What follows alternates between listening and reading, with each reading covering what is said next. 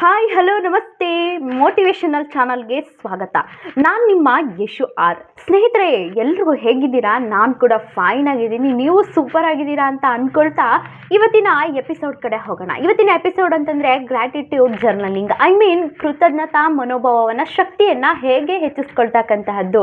So ನಿಮ್ಮ ಜೀವನದಲ್ಲಿ ಈ ಕೃತಜ್ಞತಾ ಮನೋಭಾವವನ್ನು ಹೆಚ್ಚಿಸ್ಕೊಂಡು ನಿಮ್ಮ ಮಾನಸಿಕ ಆರೋಗ್ಯವನ್ನು ಹೇಗೆ ಅಭಿವೃದ್ಧಿಪಡಿಸ್ಕೊಳ್ತಕ್ಕಂಥದ್ದು, ದೂರು ಮಾಡೋದನ್ನು ದಯವಿಟ್ಟು ನಿಲ್ಲಿಸಿ ನಿಮ್ಮ ಜೀವನದಲ್ಲಿ ಒಂದು ಧನ್ಯವಾದವನ್ನು ಸಲ್ಲಿಸೋದನ್ನು ಪ್ರಾರಂಭ ಮಾಡಿ. 2025ರಲ್ಲಿ ನಿಮ್ಮ ಜೀವನವನ್ನು ಒಂದು ಧನ್ಯವಾದ ರೂಪದಲ್ಲಿ ನಿಮ್ಮ ಜೀವನವನ್ನು ಬದಲಾಯಿಸ್ಕೊಳ್ಬಹುದು.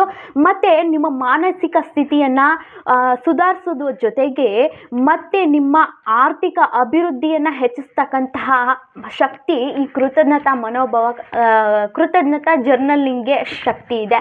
ಸೊ ಹಾಗಾದರೆ ಅದು ಯಾವ್ಯಾವುದು ಅನ್ನೋದನ್ನು ಇವತ್ತಿನ ವಿಡಿಯೋದಲ್ಲಿ ತಿಳ್ಕೊಳ್ತಾ ಹೋಗೋಣ. ಅದಕ್ಕಿಂತ ಮುಂಚೆ ನಿಮಗೆ ಗೊತ್ತಿದೆಯಲ್ವಾ ಸ್ನೇಹಿತರೆ, ದಯವಿಟ್ಟು ಫ್ರೀ ಇರುವಾಗಲೇ ಸಬ್ಸ್ಕ್ರೈಬ್ ಮಾಡ್ಕೊಳ್ಬೇಡಿ. ಯಾಕಂದರೆ ಇಂಥದ್ದೊಂದು ಒಳ್ಳೊಳ್ಳೆ ಕಂಟೆಂಟ್, ಒಂದು ಒಳ್ಳೊಳ್ಳೆ ಇನ್ಫಾರ್ಮೇಷನ್ನ ಫ್ರೀಯಾಗಿ ಸಿಗ್ತಾ ಇದ್ವಾಗಲೇ ಲೈಫಲ್ಲಿ ಅಳವಡಿಸ್ಕೊಂಡು ಅದನ್ನು ತಗೊಂಡು ನಮ್ಮ ಜೀವನದತ್ತ ಹೋಗಬೇಕು.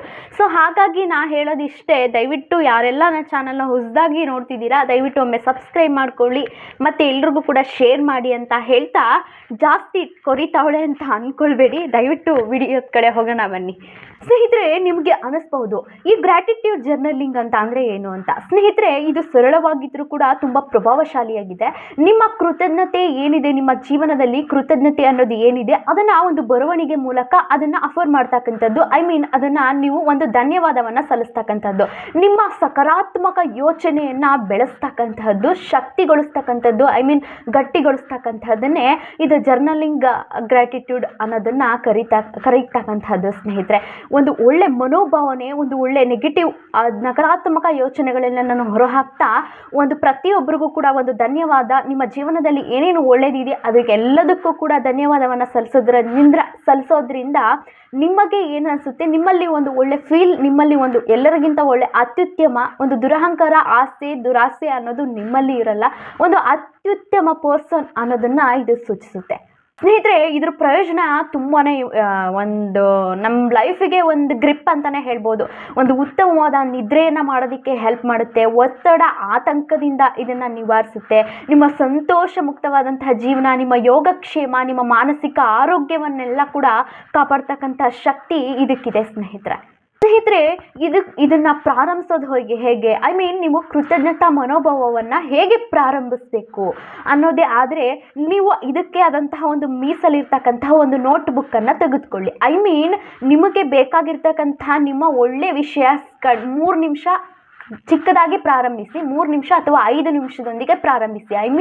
ನಿಮಗೆ ಏನೇನು ಒಂದು ಒಳ್ಳೆಯದಾಗಿದೆ, ನನಗೆ ಇಂಥ ಒಂದು ಬದುಕನ್ನು ಕೊಟ್ಟಿದ್ದಕ್ಕೆ ಭಗವಂತನಿಗೆ ಧನ್ಯವಾದಗಳು, ನನಗೆ ಇಂತಹದೊಂದು ಒಳ್ಳೆ ಕುಟುಂಬವನ್ನು ಕೊಟ್ಟಿದ್ದಕ್ಕೆ ಭಗವಂತನಿಗೆ, ಯೂನಿವರ್ಸ್ಗೆ ಧನ್ಯವಾದಗಳು, ಐ ಆಮ್ ಗ್ರೇಟ್ಫುಲ್, ನಾನು ತುಂಬ ಸಂತೋಷವಾಗಿದ್ದೇನೆ. ನಾನು ಹಿಂದಿನ ವಿಡಿಯೋದಲ್ಲಿ ಹೇಳಿದ್ದೀನಿ, ನಿಮಗೆ ಯಾವ ರೀತಿಯಲ್ಲಿ ಭಗವಂತನಿಗೆ ಕೃತಜ್ಞತೆಯನ್ನು ಸಲ್ಲಿಸಬೇಕು ಅಂತ ನೀವು ಅಂದ್ಕೊಂಡಿರ್ತೀರೋ ಒಂದಷ್ಟನ್ನು ಅದಕ್ಕೆ ಅಂತಲೇ ಒಂದು ಬುಕ್ನ ಮೀಸಲಿ ಇಟ್ಬಿಟ್ಟು, ಸೊ ಅದನ್ನು ಜಸ್ಟ್ ಒಂದು 3 ನಿಮಿಷ 5 ನಿಮಿಷದವರೆಗೆ ಅದನ್ನು ಪ್ರಾರಂಭ ಮಾಡಿ.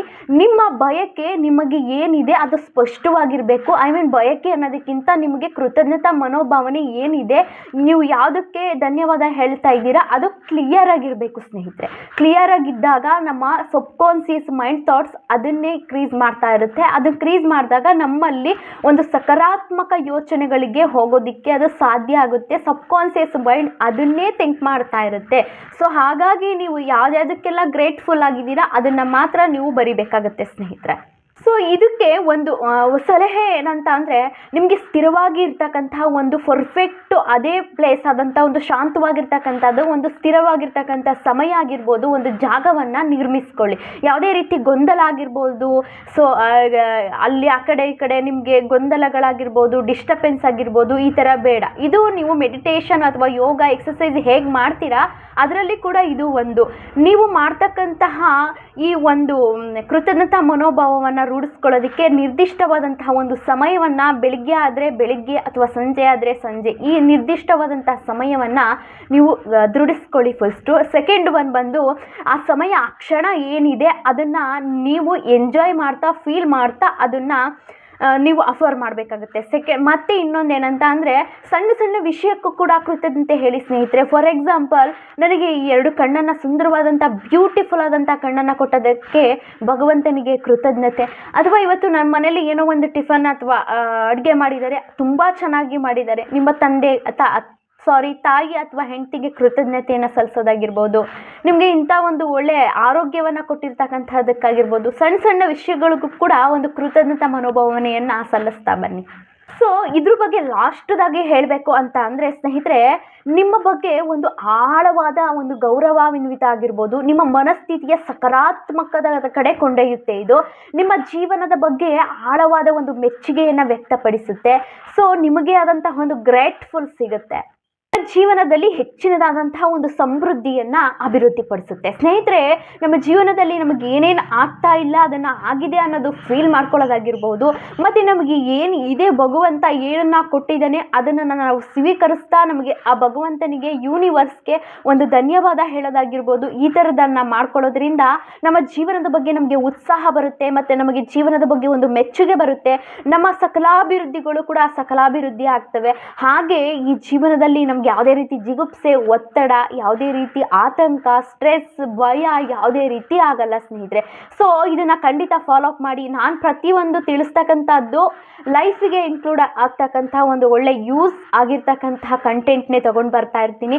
ಹಾಗೆ ಈ ವಿಡಿಯೋ ಇಷ್ಟ ಆಗಿದರೆ ದಯವಿಟ್ಟು ಶೇರ್ ಮಾಡಿ. ಯಾರೆಲ್ಲ ಸಬ್ಸ್ಕ್ರೈಬ್ ಮಾಡಿಲ್ಲ ಒಮ್ಮೆ ಸಬ್ಸ್ಕ್ರೈಬ್ ಮಾಡಿ ಮತ್ತು ಲೈಕ್ ಮಾಡಿ ಅಂತ ಹೇಳ್ತಾ, ಈ ವಿಡಿಯೋ ಮುಖಾಂತರ ನಾನು ಏನನ್ನು ಕೇಳ್ಕೊಳ್ತೀನಿ ಅಂದರೆ, ನೆಕ್ಸ್ಟ್ ಯಾವ ಕಂಟೆಂಟ್ ಮಾಡಿದ್ರೆ ನಿಮಗೆ ಇಷ್ಟ ಆಗುತ್ತೆ ದಯವಿಟ್ಟು ಕಮೆಂಟ್ ಮಾಡಿ ತಿಳಿಸಿ. ಆ ವಿಷಯದ ಬಗ್ಗೆನೇ ನಾನು ಮಾತಾಡ್ತಾ ಹೋಗ್ತೀನಿ. ಹಾಗೆ ನೆಕ್ಸ್ಟ್ ಎಪಿಸೋಡಲ್ಲಿ ಇಂಥದ್ದೇ ಒಂದು ಇನ್ಫಾರ್ಮೇಷನ್ ಒಂದಿಗೆ ಬರ್ತೀನಿ. ಅಲ್ಲಿವರೆಗೂ ನಮಸ್ತೆ.